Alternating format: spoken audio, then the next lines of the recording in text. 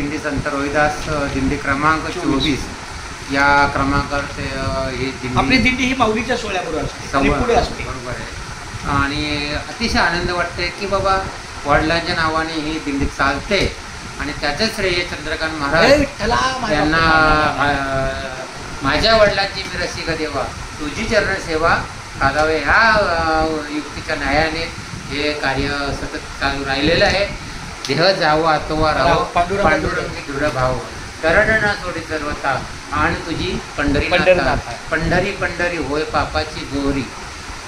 हा प्रमाण आहे की बाबा तिथे का जावा आपण पंढरपूरला तर आपल्या पापाचं नायनाट होतोय आणि अतिशय आनंद गगनात मावळना असं सुख शांती आपण आपल्या वारीमध्ये मिळतंय माऊली जोड्यामध्ये. आणि हाच सुख सोला स्वर्गी नाही स्वर्गीची अमरांची देवा मृत्यू लोकी व्हावा जन्म आम्हा हे का देवदूत का म्हणा कारण का हा सुख सोहळा स्वर्गी नाही म्हणून माऊलींचं जो पालखी सोहळा आहे थोडे याच्यामध्ये आपण सहभागी होतो. आणि एक महिना आपल्याला येत नाहीये.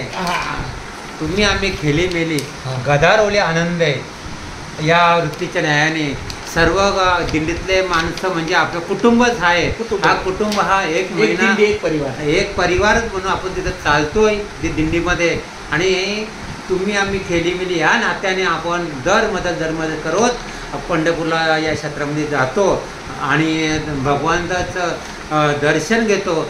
झाले समाधान तुमचे देखील चरण झाली पापा तापा तुटी गेले उठाउठी पायी विसाले म्हणून नामदेव महाराज सांगितलंय हे महिनाभर वारकरी चालतात मग त्यांना मागण ते एक तुझं प्रती आहे पांडुरंग या संतांची निर्वी ह्याची मदत येईल आणि म्हणे आता उधार तो होई पायी संतांची या म्हणून या संतांना अहंकाराचा वारा न लागू राजाचा माझ्या विष्णूचा भाविकाशी नामामान्याची बाधा कन्हव कोणी काही ही संत मंडळी सुखी असो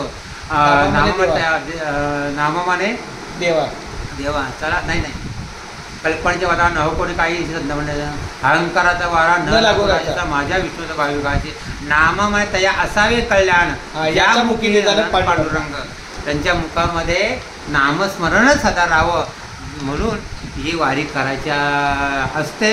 आणि या वारीचं सुख भोगल्यानंतर तुकामध्ये भोगू मुक्तीचा सोहळा म्हणजे आपल्याला वैकुंठ म्हणजे वैकुंठ पंढरी भूवैकुंठ आहे भूमीवारी कुंडलिकाच्या पाठी देव उभा असं प्रमाणात म्हणलेलं आहे. त्या प्रमाणाच्यानुसार आपण पंढरीची वारी करतो आणि या वारीला भगवंतच शक्ती देतो.